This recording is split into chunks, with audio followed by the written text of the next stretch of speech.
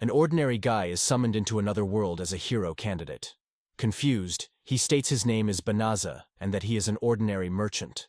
The old summoner explains to him that their world suffers from the endless forces of evil and that they are looking for salvation. Using an ancient summoning ritual, they summon guardians who might be able to save them from the Dark Army.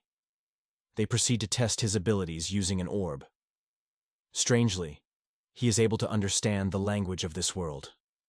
The demi-human is shocked to see that Banaza was given no divine blessings and that he is just an ordinary person, like he said. Everyone is disappointed in the results of the test when another hero candidate is tested, and his results were that of a legendary hero. The legendary hero sees Banaza's stats and shames him for it. Later we see Banaza sulking because everyone forgot about him. Fast forward, we see him being put into a cart. In the cart, he remembers a conversation he had with the king. Apparently, the gate he came through has already closed, so he is unable to go back to his world. But the king is a good man and offers him special residence in a forest in the north, where he could live out the rest of his days peacefully.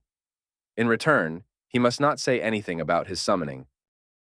Back to real time, we see Banaza pestering the man driving the cart to tell him about how this new world is, but the man quickly shuts him down. Fast forward, Banaza has reached the forest when the man gives him a bottomless bag as charity from the king. The man tells him that the Dark Army has taken up camp around.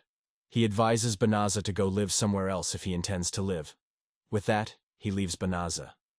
Curious, Banaza uses the bottomless bag and takes out a fancy-looking sword, but realizes it is cheap junk.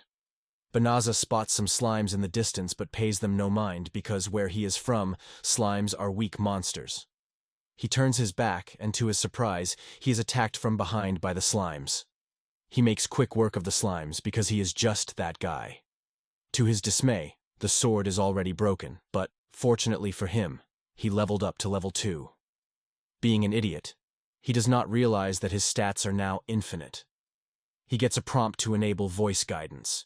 He quickly enables it because he was starting to feel lonely. Voice guidance shows him all the new spells. He then gets a warning about a spell applied to his bottomless bag. Putting 2 and 2 together, he realizes the king wanted him dead, but he does not realize he is infinitely strong. What a loser. Moving on, the voice guidance removes the spells from the bag. With that, he heads into the forest when he gets a warning again from the voice guidance. We'll call it VG for voice guidance. VG explains the forest has a high density of malicium. VG states malicium is a gas liquid substance emitted by monsters or demons and is highly toxic to the human race. VG asks Banaza if it could purify the forest. Banaza agrees. VG lets him know that it would consume 1/3 of his mana, but he is okay with it. VG purifies the forest. Banaza is prompted with a whole bunch of level-up screens. Not like it made a difference because he is infinitely strong. The scene switches to the princess ridiculing her father for letting Banaza go to the forest, even though it's their fault he could not return home. Then we see a man reporting about someone purifying the entire forest. The king is delighted to hear the legendary hero already mastered the highest level of holy magic. But to his dismay, the guy informs him it was not the legendary hero in the south, but rather someone far up north. With that, the scene switches back to Banaza reaching level 367. He tells VG to turn off the level notification. He checks to see how much magic he has left, but to his surprise, it had been fully restored. VG recommends a shapeshift spell, and he agrees. VG then prompts teleportation magic so he could reach the royal capital, and he agrees. Reaching the royal capital, this idiot tries to teleport back to his old world. Unsurprisingly, it does not work. Wanting to make money, he starts looking for a guild. VG, being a Chad, helps him find a guild. We see him talking to the guild lady as she explains how the guild works. She asks him if he would like to register, and he agrees. He registers under the name Fleo. He looks at the quest board when he hears a little girl asking people for an escort to the Delavesa forest, but everybody refuses because of the Dark Army. Fleo, being the perv he is, offers to carry her there via teleportation. Everyone hears this and is in shock. A brave hero from the Royal Knights accuses him of being a perv and wanting to interfere with little girls. He offers to let them go with him. They head to an alley where he teleports all of them to the Delavesa forest. They all apologize when the little girl is questioning why she can't feel any malicium. When Fleo was about to tell her why, VG informs him that telling a demon he used holy magic may not end well on his end. He questions who's a demon when the knight steps up, and they all draw their weapons against the little kid. Basically, the little girl is a demon in disguise. Unfortunately, the demon was Fenris, but we'll call her Fen. Fen was one of the Inferno Four. What is the Inferno Four, you ask? Well, the Inferno Four is a group of demons that serve as the right hand to the Dark One. Who is the Dark One? Well, the Dark One is the leader of the Dark Army, the same Dark Army Fleo was summoned to fight. This just shows how powerful this demon is. Back to the story. The demon easily beats the girl just using her malicium. Fleo, being a true Chad, teleports the ladies away. Now it's just him and the demon. They begin to battle. The demon charges at him, but he dodges with a meteoric leap. Yes, this show needs spells to jump.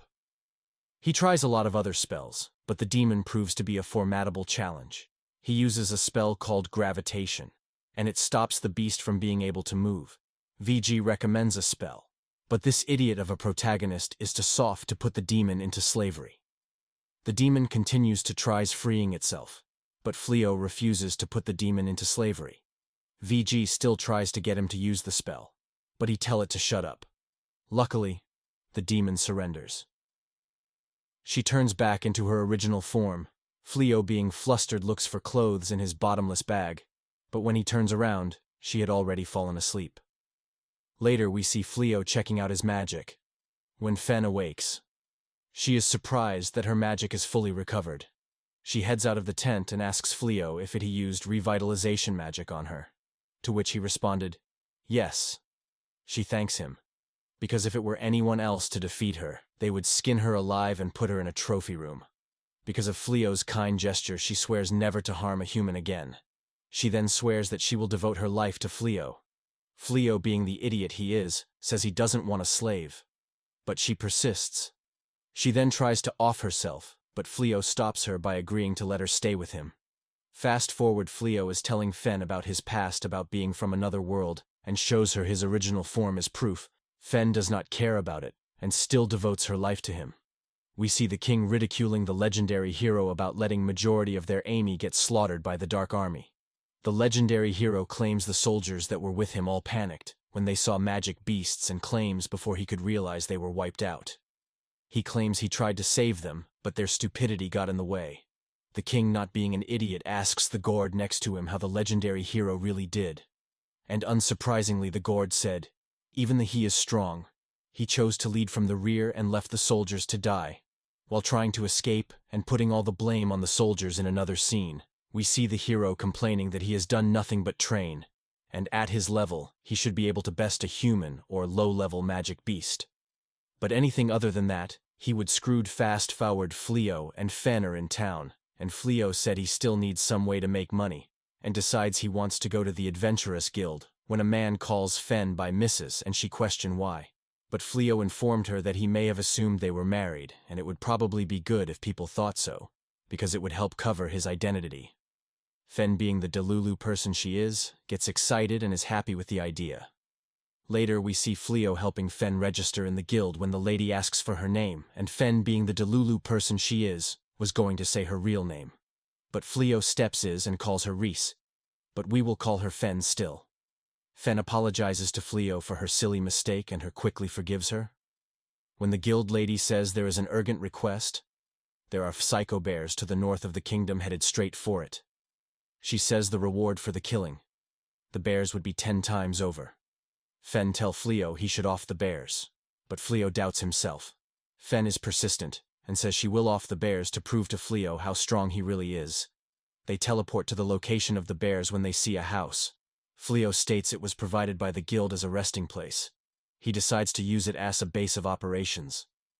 Fen rants about her and Fleo fighting side by side when they hear a woman scream, as plot has it, the spot the group of knights from earlier fighting the Fisco bears. Fen, rather, lets the bear finish them off when Fleo and Fen saves them from the bears. They thank Fleo for saving them once again. The blondie asks who is the girl with him, when Fleo says it's Reese, his adventure companion. Fen is disappointed because Fleo could have introduced her as his wife when a Fisco bear comes up from behind her. She watches him with deadly eyes. The bear, getting scared, surrenders to Fen. Fen decides to keep it as a pet. Fleo agrees, casts restriction magic on the bear, and shapeshifts it into a fluffy bunny. The knights stare in awe. Later we see the blondie and her crew introducing themselves to Fleo and Fen. The blondie asks Fleo if he could teach them, "Remember the hero that wasted his time in the battlefield?" Yeah, so basically he locked himself away and refused to fight Untile. He could get trustworthy knights. The king, having no other options, passed a decree where all knights must prove their skill by killing at least one psycho bear. And now they are here begging Fleo to help them, because they were unable to kill the bear's Fen. For some strange reason becomes enraged, because the knights are weak. When Fleo calms her down by introducing her as his wife, he states he just wants to live a peaceful life with his wife. The girls decide they didn't want to intrude when Fen offers that Fleo would train them to fight by actually fighting them. Fen goes on to rant about being Fleo's wife when Fleo agrees with Fen's idea. The girls then request if they could rent a portion of their living room because the woods are too dangerous for them with all the Fisco bears on the loose. They promise to stay out of Fleo and Fen's way. Fen uses this as an opportunity to share bedrooms with Fleo. In another scene we see a demon talking to the Great Dark One. She informs the Dark One that the purification magic that wiped out all the demons in the Delavesa forest was not done by the Great Kingdom, but instead by a random individual. The Dark One tells her she must capture the individual and bring him to her, as someone so powerful could be used as a great asset. The next morning, we see Fen being a creep. Fleo, in shock, asks her why is she in his room. She points out the obvious and asks him where else would his wife be. We see the blondie and her crew fighting a wild monster as Fleo and Fen try to guide and help them defeat it. They fail miserably, and a wild goose chase starts. Later we see Fleo giving the ladies a room that they can stay in when Fen says she had prepared a meal for everyone, to their dismay. The food is all raw meat. Fen, being the fool she is, does not realize humans do not eat raw meat. Fleo and the blondie decides they will cook the meal instead. We see a table full of food. Fen, being the hater she is, refuses to believe it tastes good. But when she tries it, she is shocked to see how delicious the meal tastes. Fleo and Fen are in town, turning in their hunt for rewards when Fen asks Fleo if she could leave to go handle some business. Fleo agrees and heads off with a guy to handle guild business. The man tells Fleo the king offers to make Fleo an honorary knight because of all the loot they have been bringing back from their hunt. Fleo turns down the offer because he is not from this world and has no intention of saving it. Fen returns looking like a hot mess. She flashbacks to her in a cooking class where she struggles to cook. Later that night, the hero is talking with Harem when they inform him about Fleo and Fen's accomplishment and that the king is desperate to enlist them. The next day, we see Fleo turning down an invitation from a knight asking him to join the hero's army. The knight leaves, as Fen says she lost count how many times someone asked Fleo and Fen to join the knight's army. Later, Fen cooks a feast for everyone. Fleo questions how she learnt to cook when Fen tells him while he entered the guild. She went to culinary class. We see the demon from earlier stalking Fleo when she spots Fenris and questions why she is with Fleo. Fen sneaks up behind her and brings her inside. The demon claims she was just scouting the area and happened to cross paths with Fen. The demon states she noticed that the area looked different. Even the Delavesa forest lost all its magic beast. Fleo is glad to see that his purification magic worked. The demon, in shock, tells Fen that her husband is the cause of her brother's death. When Fen tells her to shut up, Fen says it is his own fault for dying a careless death and she does not care. When we see the blondie and her friends stalking, they overheard everything. The demon challenges Fleo's to a battle. Fleo agrees and quickly wipes the floor with the demon. Later, Fleo apologizes to the knights for not telling them. He says he understands if they felt the need to report to the kingdom. All of the ladies are grateful for Fen's action the past month and will not reveal their sincerity. They hear a loud noise outside, and unsurprisingly the demon is back with a legion of dragons. Fleo is excited to seeing a dragon for the first time when the demon tries to attack him. Fleo wipes out majority of the dragons. The demon, in shock, runs away with the other dragons. One of the girls said she wished she had the chance to attack it to get the Dragon Slayer title. Fleo, being a nice guy, helps her. She sent her farming tool straight through the dragon's neck and lo, and behold, she gets the Dragon Slayer title. All the other girls asks for him to do the same, But all the dragons are gone. We see the Dark One watching all of this through a skull. He is in shock that it's not even a hero, just a simple adventurer. We see Fleo putting a barrier around the house so they would know when a demon gets close. Fen is pissed that that demon attacked her humble abode. The girls admiring the girl's Dragon Slayer title. The blondie girl leaves to go on her regular hunt sulking because she does not have the Dragon Slayer title. When she stumbles into a guy asking for the whereabouts of Fen, Blondie, putting two and two together, knows the guy is from the Dark Army and threatens him. He claims he was just looking for an old friend. They then exchange names. Fleo and Fen comes to Blondie's rescue. If it was not obvious enough that Guy was the Dark One, the Blondie realizes what she just did to the Dark One, trembles in fear. Later that day, the Dark One shows up at the door. Fleo welcomes the Dark One into his house when Blondie sees the Dark One and trembles in fear. They sit and discuss over tea as the Blondie is still terrified. The Dark One asks Fleo to join the Dark Army. But Fleo declines his offer because he again wants nothing to do with the war from this world. The Dark One explains why there is a war. He states the war has been going on for 5 years. He says the original Dark One came from another world wanting to conquer this one. The demons grew a liking to the original Dark One, while the humans rejected him, causing a war. He states there has been 12 generations of Dark Ones, and ideologies have changed, but he has no intention of conquering the world. However, Fleo is still a threat to all demons. He again asks Fleo to join the Dark Army, but Fleo again rejects. However, he is okay with this, because Fleo also does not want to join the kingdom's army. He says he would be back and takes his leave. We see the Blondie waking up when she sees the Dark One enjoying breakfast and again loses it. The Dark One is a simp for her, calling her a proper lady. Later, he tries to speak with her on many occasions, but she evades him. He does not seem to take a hint, huh? We see a spy stalking them and reports that they have been getting frequent visits from a demon. The king, outraged, says he will send his own army to Fleo, his daughter. The princess advises him not to. He does not care, and sends the hero either way. Later, Fleo and Fen are having someone on one time when there is knock on the door. Lo and behold, it's the hero pestering Fleo to join him or be slain, and Fleo does not care. Being the true legend, Fleo is wanting to keep his ladies safe, wants to teleports his house away.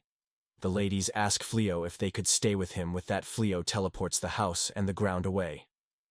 The Dark One, headed to see Fleo, arrives to see Fleo gone. He is enraged with the humans because they drove away the one person he liked. The Dark One calls his Dark Army to attack the humans as the hero runs away.